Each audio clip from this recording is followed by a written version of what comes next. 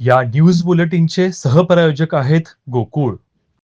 अनुसूचित जाती जमाती अधिनियमांतर्गत दाखल प्रकरणांमध्ये पोलिसांनी 60 दिवसांच्या आत तपास करून दोषींवर मुदतपूर्व दोषारोपपत्र दाखल करावे असे निर्देश जिल्हाधिकारी अमोल येडगे यांनी दिले. जिल्हाधिकारी कार्यालयात पार पडलेल्या जिल्हा दक्षता व संनियंत्रण समितीच्या आढावा बैठकीत ते बोलत होते. यावेळी निवासी उपजिल्हाधिकारी गजानन गुरव, सहाय्यक आयुक्त सचिन साळे, पोलीस उपअधीक्षक तानाजी सावंत प्रामुख्याने उपस्थित होते.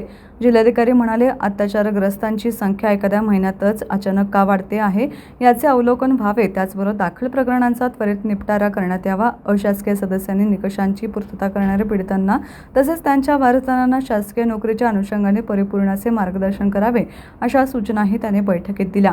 प्रारंभी साळे यांनी मागील बैठकीचे इतिवृत्त वाचून दाखवले. त्याचबरोबर 23 डिसेंबर अखेर 14 प्रकरणांमध्ये दोषारोप दाखल करण्यात आले असल्याचं सांगून सध्यास्थितीत 19 प्रकरणे पोलीस तपासाच्या अनुषंगाने प्रलंबित असल्याचं सांगितलं.